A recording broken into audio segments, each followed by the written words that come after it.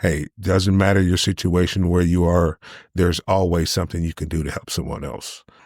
But just little, I call them God nuggets, drop into the P.O. box every once in a while. It's like, hey, I want to get out and be a counselor. I'd like to help you with the correspondence if I can help in any way when I get out. It's just encouraging to know that this is truly a family, not of blood, but of circumstance. And there are really people that want to help other people. And I'm happy about that. I'm happy to be a part of it.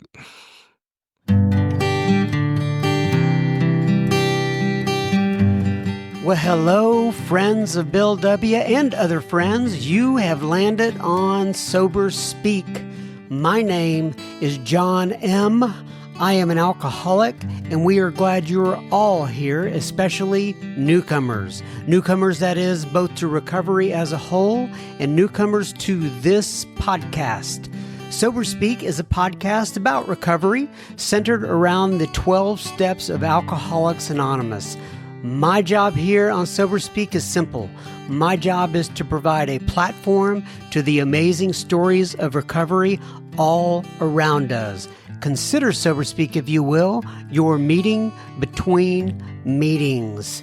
Please remember, we do not speak for AA or any 12-step community. We represent only ourselves. We are here to share our experience, strength, and hope with those who wish to come along for the ride. Take what you want and leave the rest at the curb for the trash man to pick up.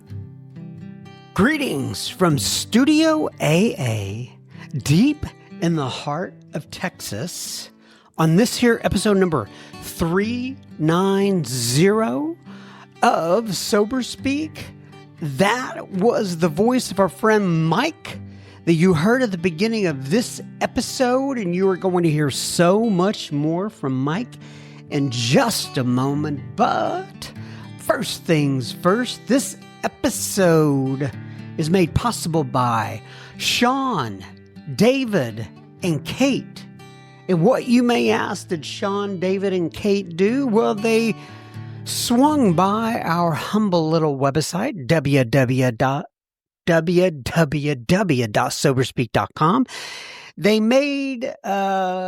clicked on the donate tab and they made a contribution. So thank you so much, Sean, David, and Kate, for your generosity. This here episode is coming right out to youans. All right, so today we have Mr. Mike M. from Phoenix, Arizona. We are calling this episode God Nuggets in the P.O. Box. Mike has been sober since December of 2019, and we talk about this throughout the episode, but Mike is the gentleman who is so gracious. He monitors the Sober Speak P.O. box that we have in Tempe, Arizona. And Mike's just a great guy, and I wanted to be sure to highlight him on the podcast. We discuss, Mike's experience with monitoring that P.O. box and what it's meant to him, his incarceration, his homelessness. We talk about his life today as it is. Mike shares his feelings on selfishness, narcissism, and how one can turn that selfishness into a healthy form of selfishness. He discusses first things first and what that means to him, and how it's always important to do the next right thing. I know you're going to enjoy Mike. So I present to you Mr. Mike, and we will have plenty listener feedback at the end of this episode. Enjoy, Mike. Okay, everybody. So today we are sitting here with Mr. Mike from Arizona. So Mike, I am going to have you, first things first, I'm going to have you go ahead, introduce yourself. Give your sobriety date if you would like, and then tell people where you live in this great land of ours, and then I'll try to set it up a little bit more. Okay, well, my name is Mike McCullough. I currently live in the state of Arizona, Phoenix to be more specific. precise. And my sobriety date is December the 14th, 2023. Or December 14th 2019. of I'm 20 sorry. December December the 14th. 19th of 2023? No, December the 14th of 2019. 2019, you got it. Yes. And what part of Arizona? So I know where are you in Tempe or are you outside of Tempe somewhere?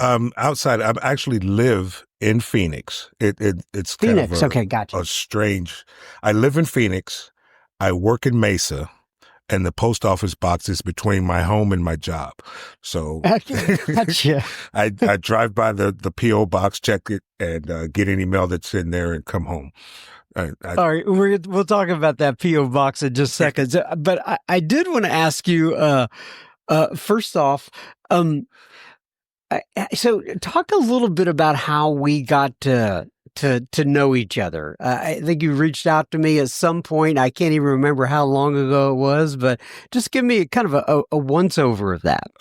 Okay, well, just a bit of my story. In 2023, I found myself back in prison again, second time at 50 years old. And, well, I'd started some other stuff. But anyway, I was back in prison in 2023, and God had set me down for a reason. I was just doing madness. So, while I was in prison, I met some brothers in Christ, and one of the individuals introduced me to a different 12-step program. So, but in that particular 12-step program, he also introduced me to Sober Speak. And in listening to the podcast, I was like, oh, wow, this is, some of these people I can really identify with, and their story sounds a lot like mine. But at the time, I kept hearing you say, email you at John at Sober Speak. And I'm like, well, I don't have email on our tablets. Aren't you going to give a P.O. box or a street address or something that we could physically write to? So throughout the 3 years, I finally gave up on that. It was like, okay, obviously he doesn't have a P.O. box. So when I got out, I immediately emailed and asked you, I'm like, hey, you do realize that there are some people in prison that don't have access to emails. And if you're willing, I would facilitate a P.O. box just for those people that I'm sure want to write like I did while I was in. And graciously, you accepted, and we've been doing it ever since. Yeah, so you call it the snail mail department, which I absolutely love.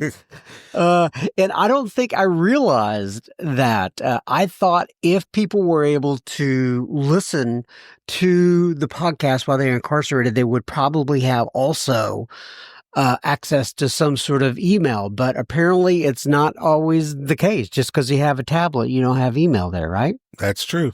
So true. All depending on the individual state, their requirements, and what they're willing to pay for, basically. Because the email through JPay is something the states have to acknowledge and want to give a portion to JPay, and it's all a money's game. So it's however they figure it out.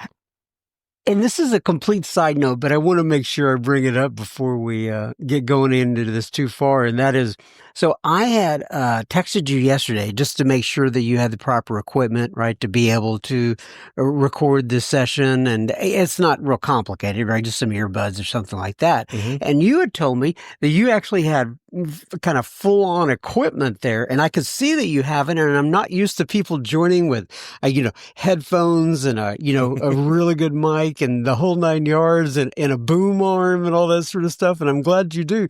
So how come you have that equipment now? Are you trying to prepare for something? Well, yeah, last week or last month, I signed up for a course to do voiceover work.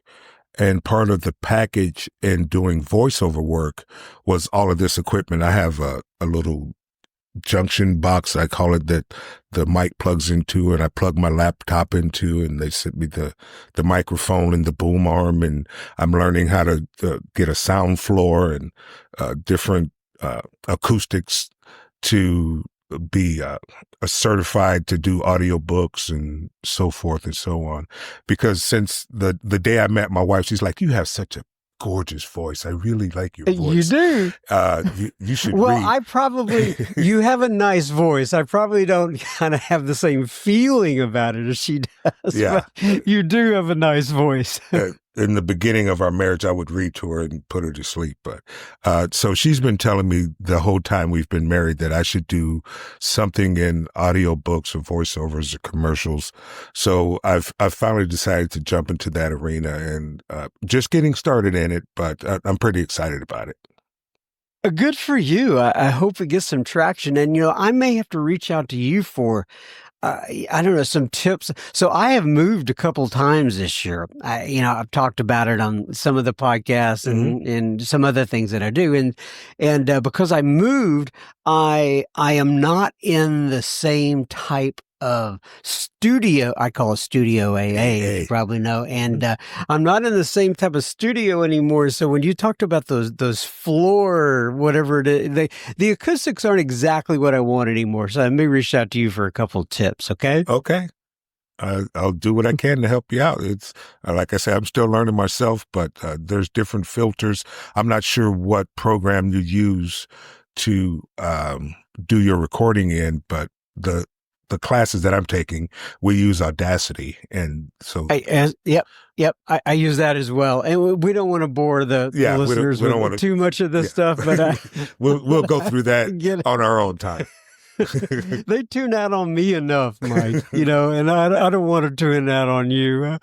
All right. So, okay. So we're kind of doing a little bit different. Usually we kind of start at the beginning and come forward, right. And see what your life's like today. But in this case, just you had mentioned there that you monitor this P.O. box, and tell us a little bit about the P.O. box. What kind of letters you get? What kind of people you hear from? What is meant to you? And we also we'll give the address at the end of this thing. But for those who want to write Mike, they can write him, and and he sends on some of the communication to me, not all of it. And I think also you monitor a lot of the electronic stuff we get now today too. Yeah. I just want to say publicly here, I asked you a bunch of questions and then I didn't shut up. And I just want to say publicly that you have saved my bacon so many times with so many of these requests we get. You've never, ever said no. And I know that you have your own job, you have your family, you have your wife, you have your business you're trying to get started. You have a lot of things going on. And I'm just so grateful for the work that you do with the people that write in, both men and women. And when the women write in, you have a kind of I have a group of women in my group that they know that, hey, okay, I'll talk to women, but my wife, and it's just not a road. I'll get to that later, but that's something I don't want. Yeah, I completely get it. But so you're able to pass those on to a group of women that and it's a real important prison fellowship, I guess is what you would call it here. Fellowship ministry, outreach, whatever you want to call it. And I'm just over the moon grateful for it. But anyway, getting back to my question. So what kind of letters do you receive? What's been your experience just talk about that a little. Most of the letters are to thank you for what you do with SoberSpeak, uplifting them, giving them encouragement that there is hope afterwards. I'd say I probably get 3 letters a month, 3 to 4 letters a month. And of those 3 or 4, at least one is looking for someone to walk through the steps with them, to explain the program to my understanding, just basically to be a pseudo sponsor. And I have no problem with that. The other ones are, like I said, just to express gratitude to you and doing the podcast, thanking me for being open to facilitate the P.O. box, and just to encourage us both. Hey, you guys are reaching people that appreciate it.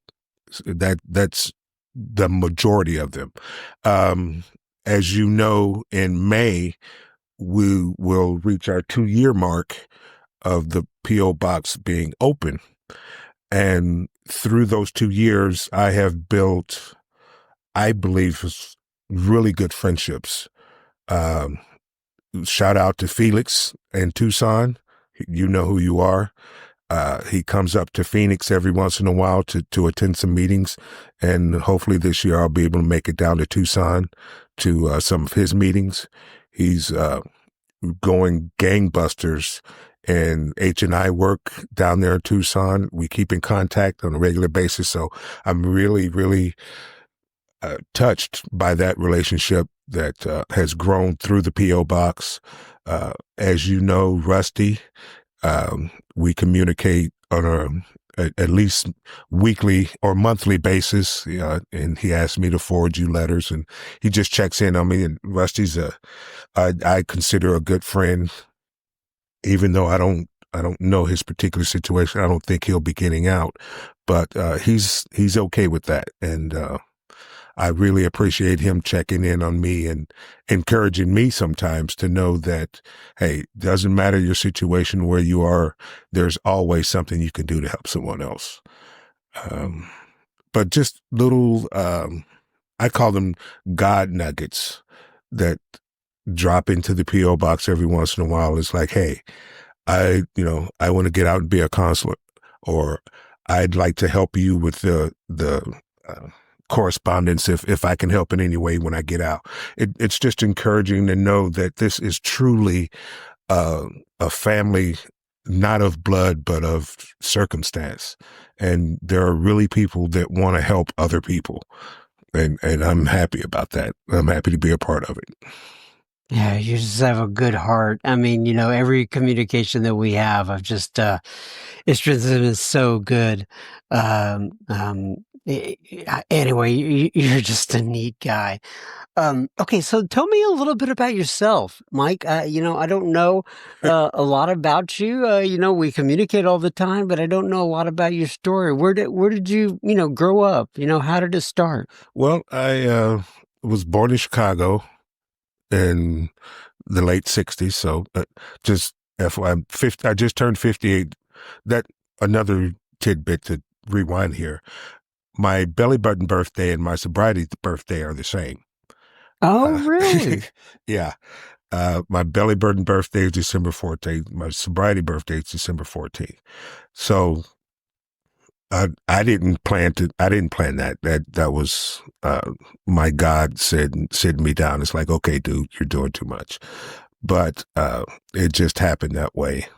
I was born in Chicago, and right at my 16th birthday, because of the things that I had been doing, my mom's like, okay, I got to get you out of Chicago before you end up dead or in prison. My mom, I've only seen my mom drink once. She's just not a drinker. The only time she drank a half a glass of champagne and she was giddy and we had to put her to bed. My biological father, on the other hand, was an alcoholic. I remember their divorce. They got into a fight. I was probably 6 years old.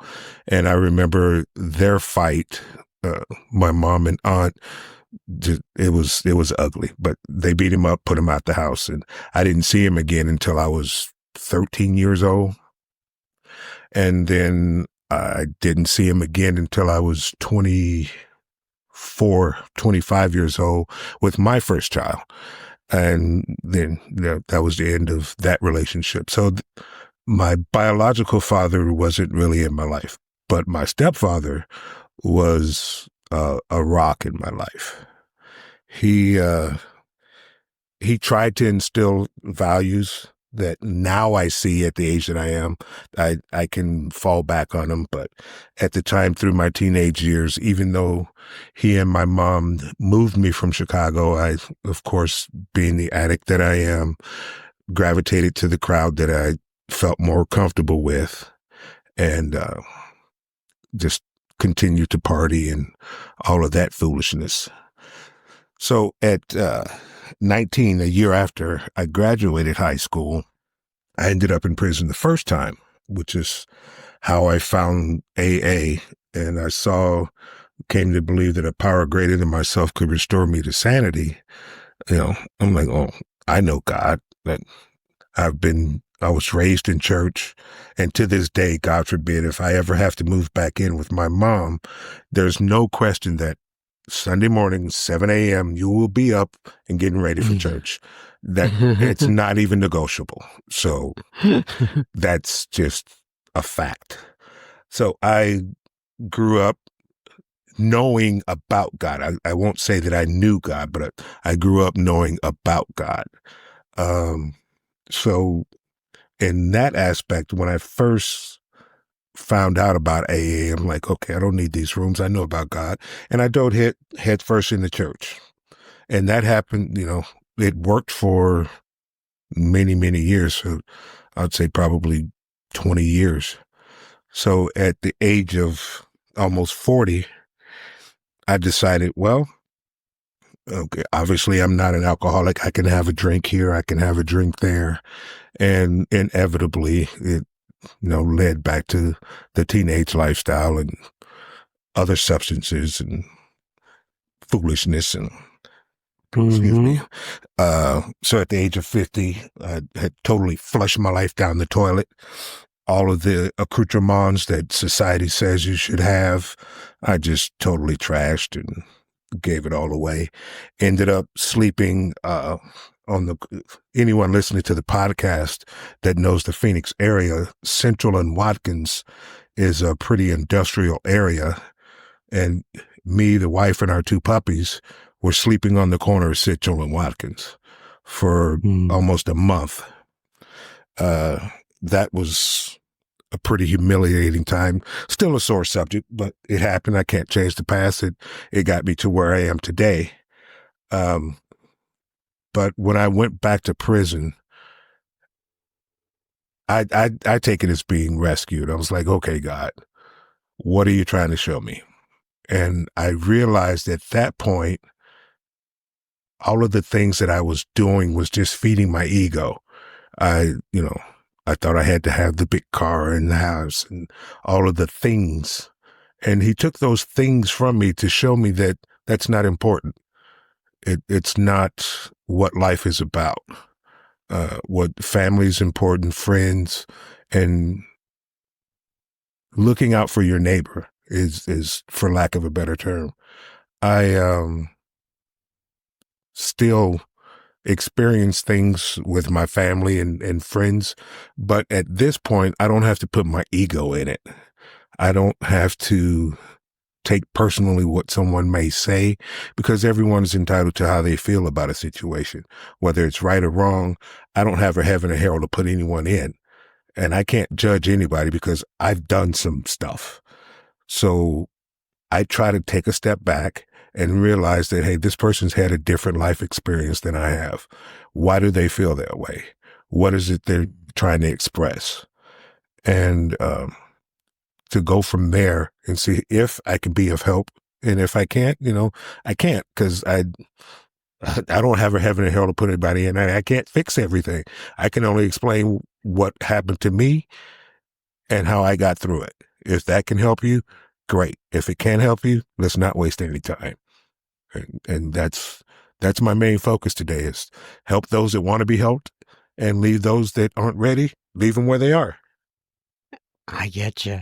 So, I want to ask you, so I noticed and I could have gotten this all wrong, right? But I think you said that, okay, your sobriety date is 12/14 of 2019. Correct. Right.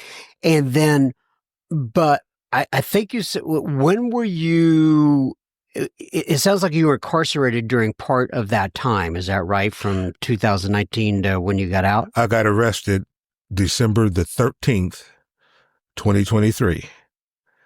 And when I woke up December the 14th, I was in county jail down on 4th Avenue in Madison here in Phoenix, Arizona. And I haven't had a drink or drug since that day. So yeah, the first 3 years of my sobriety was in prison. Wow. And is that tough? I mean, I know you can get, you can get access to whatever you want, right, inside the walls. I think it's tough if you're not ready because, as you said, there's drugs in prison. There's alcohol in prison. And when I say alcohol, because I was fortunate enough to work outside the gate, I worked on an ADOT crew, and some of the ADOT workers that actually worked for the state of Arizona would have beer. And, every once in a while they would give us, hey, you guys did a good job today. Here's a beer. Obviously, you can't tell the prison that, but they did it. It happens. So for me, it wasn't hard because I realized pretty early that I personally I can't drink because if I drink, then I'm going to be on other substances. And if I'm on other substances, there's no holds barred on what I'll do. And I'm too old for that life.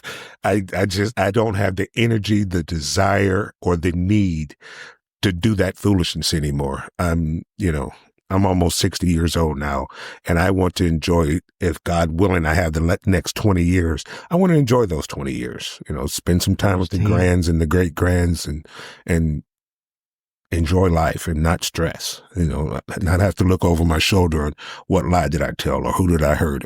No, no, no. So were there meetings that came in from the outside? So I was on 3 different yards throughout the 3 years. And the first yard I was on, yes, there were meetings that came in every Wednesday, like clockwork. Every Wednesday they came in. Then the second yard I was on, no, meetings didn't come in, but there were a lot of fellows on the yard that were serious about sobriety. So we held our own meetings, and we used Sober Speak as kind of like a message board, or not a message, a topic. Like a meeting topic. Yeah, thing, a meeting right? topic thing. Did you listen to it? What'd you get out of it? That type of thing. And then the last yard, it was sporadic. Sometimes we'd have meetings come in, sometimes we wouldn't.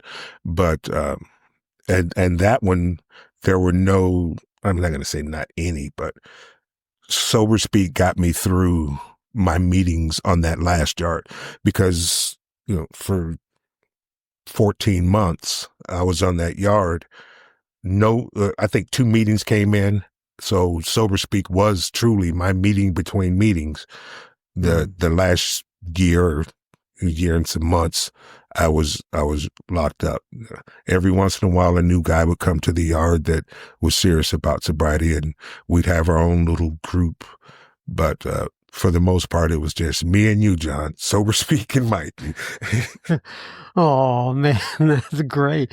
It's so I'm just curious about how y'all would structure that. If you had a meeting based around the podcast, would you actually listen to the whole thing during the meeting, or would you listen to it before and then talk about what you heard, or how would that work? Well, we would, when we first started, we would listen to the podcast during the meeting.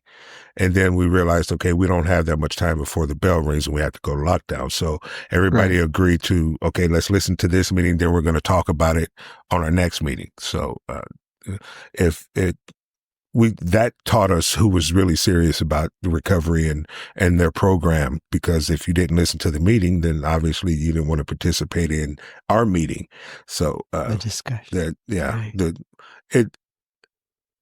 It showed me how to chair a meeting, because not only do I facilitate the P.O. box for Sober Speak, but I also chair a meeting here in my local community. So it gave me the confidence to chair the meetings that I chair now, and go into H&I work that I probably twice a month. I help a fellow in my group out and do some H&I work at a treatment center. So it helped me get comfortable speaking in public. I'll put it that way. And I can't remember if you talked about this, forgive me, but were you very active in AA or any of the other fellowships before you went to prison? No. Okay. Not at all. I thought, okay, I can just dive headfirst into church. And at one time, I was a deacon in church, and I thought maybe I'd want to be a pastor, and quickly realized that no, I don't want to be a pastor. But I was a deacon in the church, and that other 12-step program, once I got to prison, helped me to correlate my religious upbringing, because I'm not necessarily spiritual, how my religious upbringing corresponded with the 12 steps of the program, uh, to make me the spiritual person I am today. I still attend church, most Sundays, not every Sunday, but most Sundays I still attend church, and I still believe, Jesus is my savior, and hope that doesn't offend anybody, but, the relationship that I have with him now is nowhere near what I was taught when I was growing up. Not even close. So when you got out and you started going to, real life meetings, so to speak, was it what you expected? And what was your experience like there? Uh, well, as I'm sure you know, every meeting's different. So, uh, some of the meetings were exactly like the meetings we had on the inside. It was just, we'd have the guys come in, and they had the structure the same as the structure that's on the outside meetings. And I think it just depends on the people, inside and out, as to what type of meeting, and the topics and the participation and all of the things that are incorporated in the meetings, the guidelines and so forth. It just depends on the individuals. So for me, it wasn't a big deal. I knew that was my family now. And it's, no matter where I go, if I can find an AA, I'm going to find some family members. That's that's just how I feel about it. That's right. And so, and I also want to give a shout out, so to speak, to I know that like you said, you have a group of women that you pass on their information to the folks that are listening. If you want to mention their first names or Yeah, whatever. we're going to give a shout out to Josephine. Thank you very much for helping. We'll give a shout out to Sarah. Thank you so much for helping. And thank you, Heidi. You ladies, you keep me standing, and you keep me out of trouble with the wife. Thank you so much. You had mentioned your kids there a little bit earlier, and your firstborn and such like that. And then where have they come into this mix, after you've gotten out, and what's the relationship like? And, have you been able to make amends? Talk to me little bit about that. Well, that's funny you say that, because as I said earlier, my wife and I have a blended family. So we have 6 children. She had 4 and I have 2. And the lead up to my going back to prison caused a lot, let me reemphasize, a lot of damage with her children and myself. There have been amends made, and of the 4, 2 have accepted, 2 have not. And that is, I can't fix it. But I also, the 2 that have not, there was some estrangement between their mother and themselves. So I play a part in that. Part of it I don't. So that I can't fix it. Don't try to worry about it. It is what it is. And when I get to the pearly gates, I can deal with God on that topic, and we can come to some sort of agreement. He's in control of it. I can't, I do what I can when I can. But the other 2 have accepted the amends, and we're still, we're working through it. I have to give a shout out to my wife in being the rock that she is. Because as I said, we were sleeping on the ground, and I went to prison and left her homeless. And she was a rock star. Not at any moment through the entire 3 years I was locked up did I worry about money on the phone, contacting her, money on my books to get what I needed. She just did it.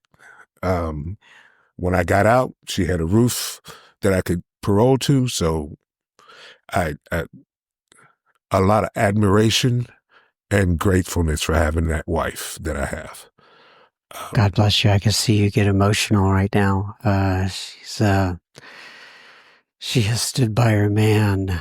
God bless. In fact, I remember asking you if you needed some writing supplies or something for for writing these people, and you said you were using what your wife had been using to for correspond with me. Yeah. Yeah, and there was some leftover, stamps and envelopes, correspondence materials. Yeah, and we still have some. Yeah, there is. After 2 years now, we still have some stamps left over from when she was writing me.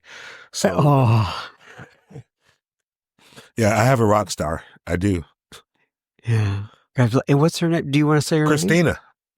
Yeah. Maybe you said that earlier. Anyway, Christina, and God bless you, Christina. And I know that is difficult, and I can see in your face and hear in your voice that you understand what she went through, probably to some degree what she has, have to deal with after you have been released, and you're very grateful for that. And I can't make it up to her. There's nothing I can do to make it up, but be a better man and living amends, as we call it, right? That's my goal every day. Yeah. And so, and I kind of want to go back to that. Like, I know you reached out to me and asked if you could be of help and monitor, some sort of P.O. box or something like that. And are you able to kind of summarize for me what drove you to do that? What, because anyway, are you able to talk about that a little bit? Well, like a lot of people, and I hear it in the letters that I receive, and even when I was in, I thought when I got out, I wanted to be a drug and alcohol counselor. And I applied to a few places to do that, but I tend to believe that that's not what God had in store for me. It is to do that type of work. That was my drive when I got out. So, and I thought that,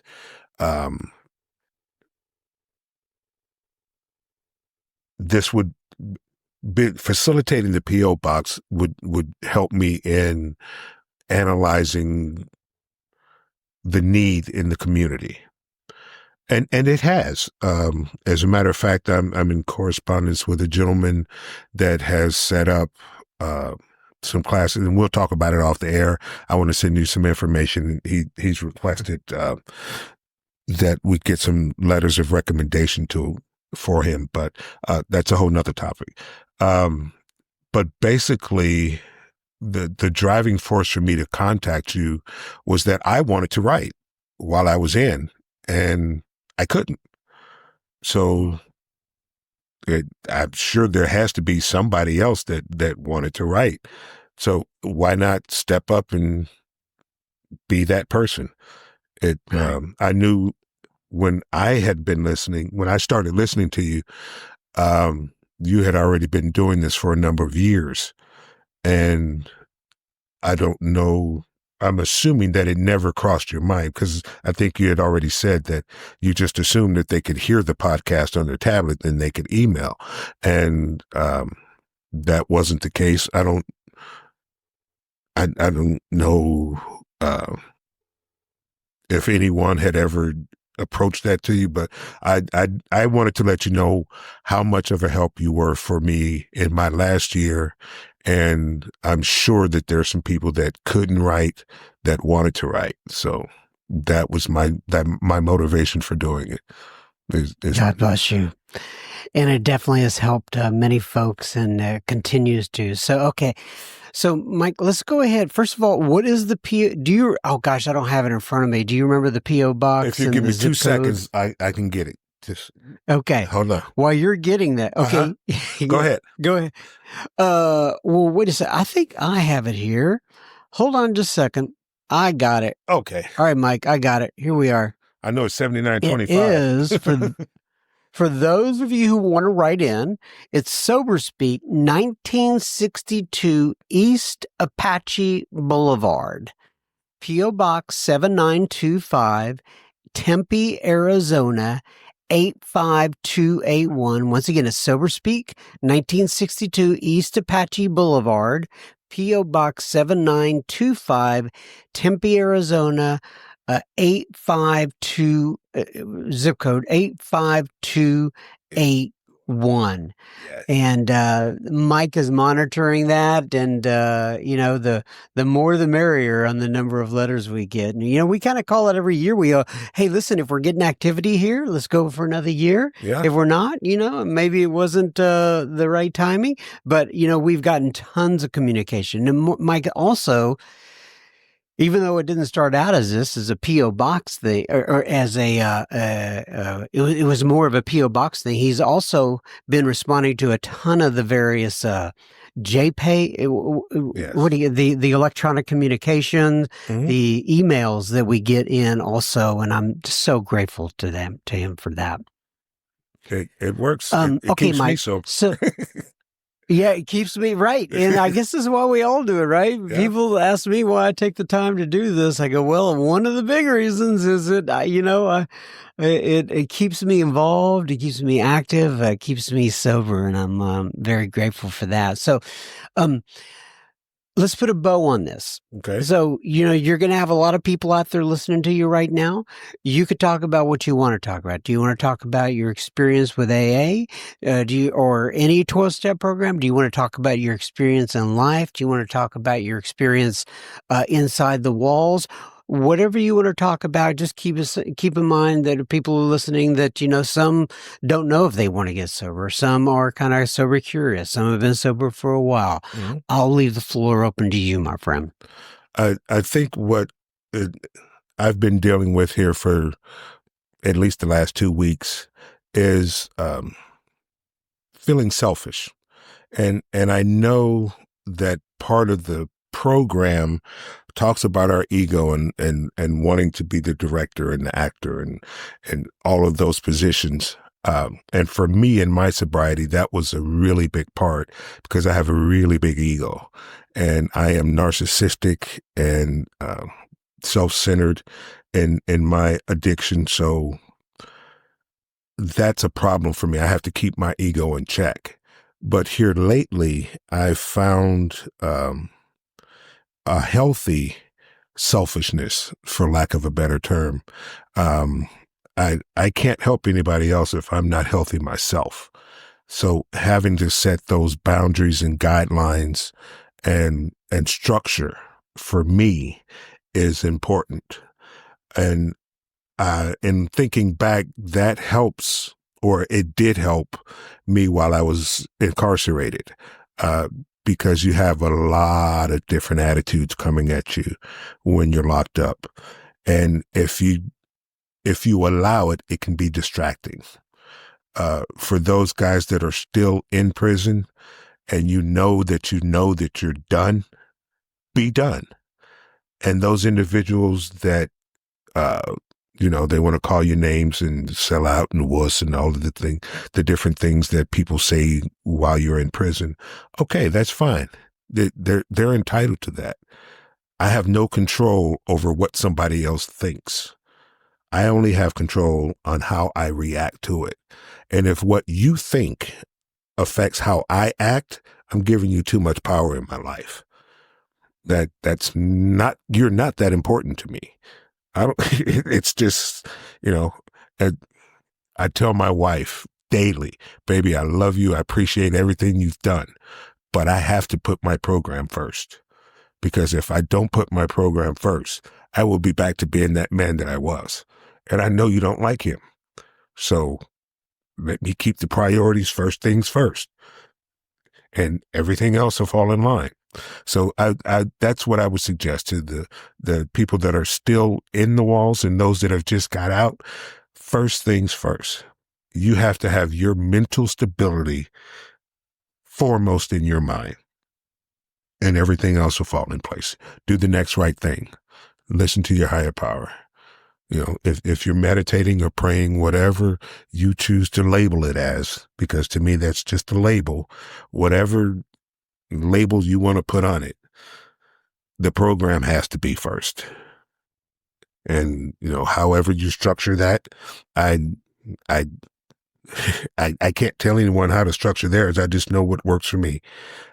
Throughout the week, I'll go through and check the PO box, or if I get an email about a letter, someone on Saturdays, typically Saturday afternoon, sometimes Saturday evening, I'll try to deal with all of that.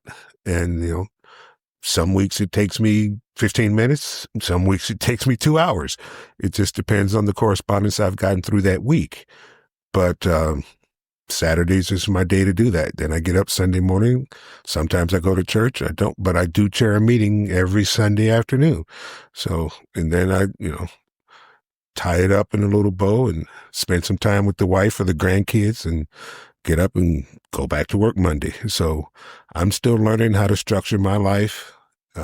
Life still happens. I, this past week, I blew up another engine in another car. Oh no! It's not, when I know I told you when I got out that I inherited my grandmother's car. I had put an engine in that. Well, probably 9 months or so after I put that engine in, it blew up. The engine I just put in blew up.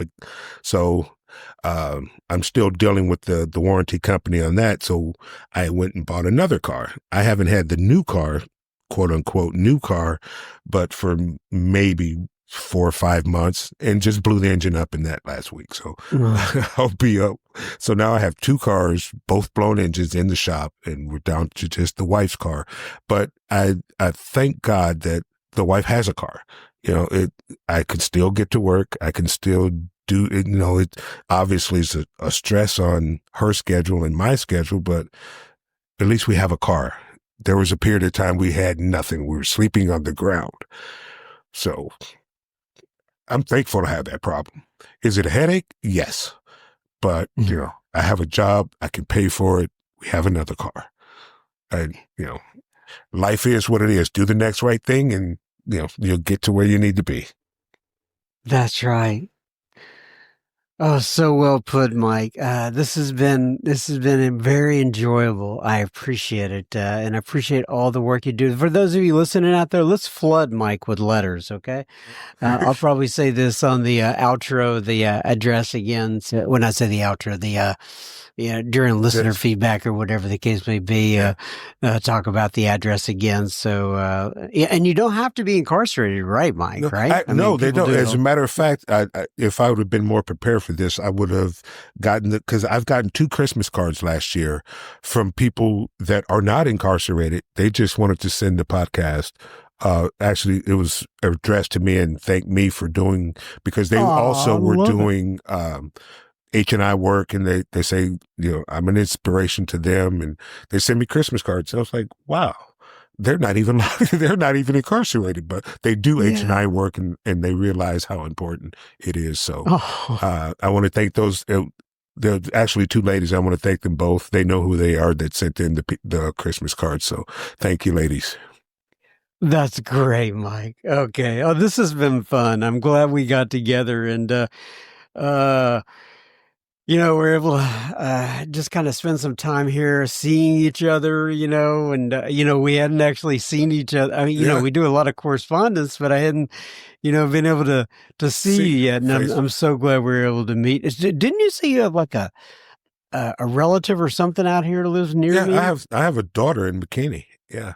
And I have another daughter in Plano. So, listen, man, when you get out, okay, we're going to go hit a meeting together. All right.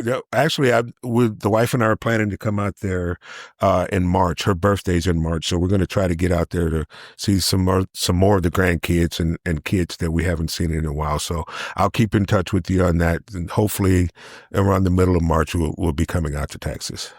Yeah, well, hit me up, and I'd love to give you a big hug in person, man. Definitely looking forward to You got to promise not to crush me, though, okay? it.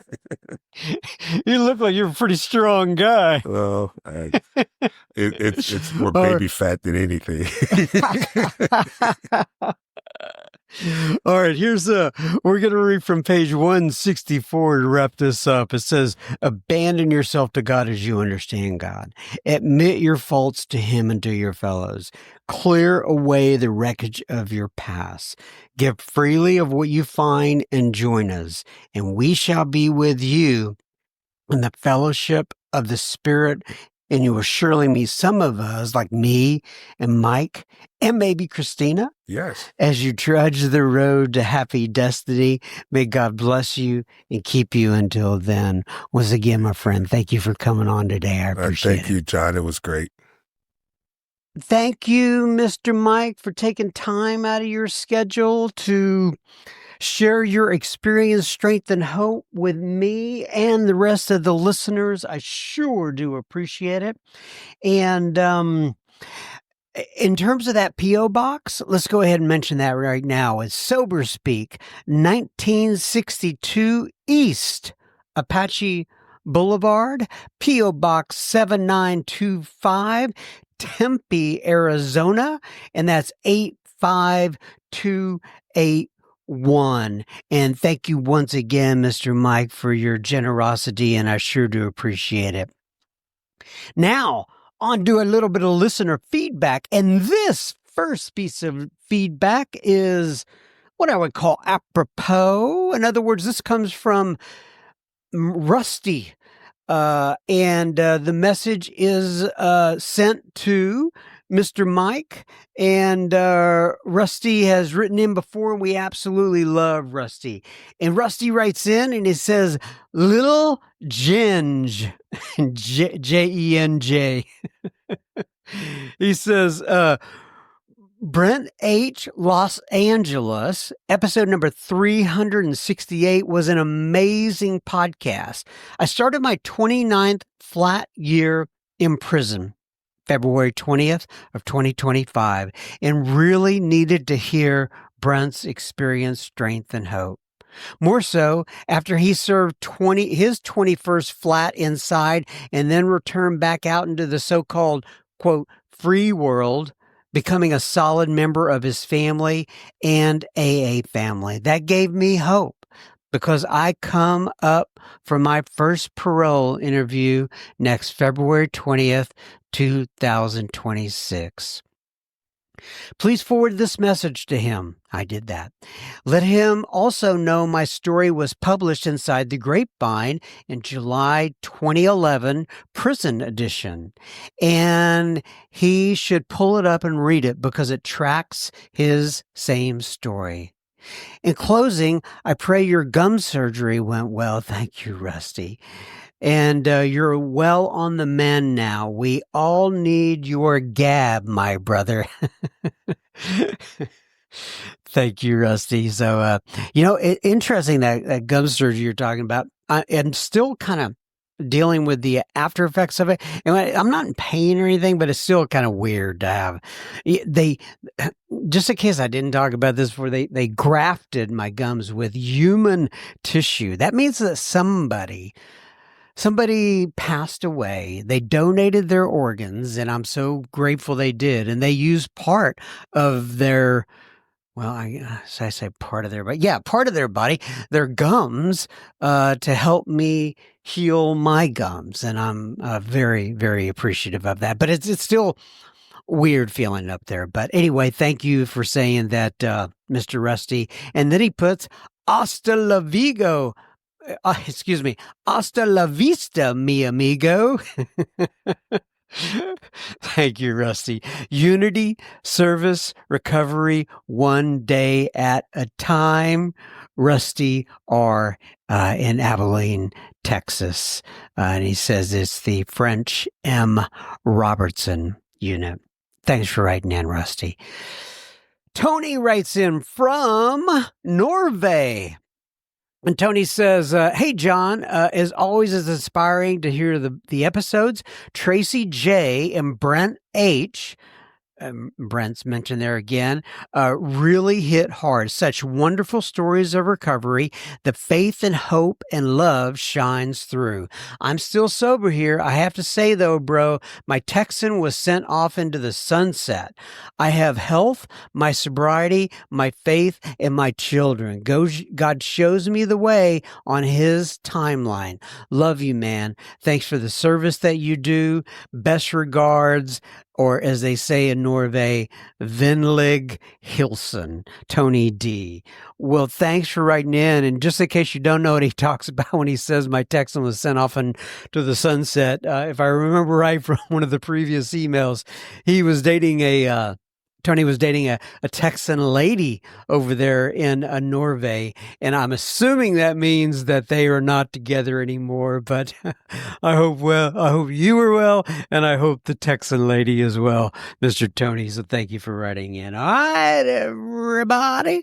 Body is what my son used to say when he was really little, as opposed to saying everybody. He'd say, "Hey, body," and so we still say that here around our house. So anyway, thank you, body, and take this. What do I say here? Keep coming back. It works if you work it. I take this 1 week at a time. I hope to be back next week, and may God bless you and keep you until then. Bye-bye, everybody.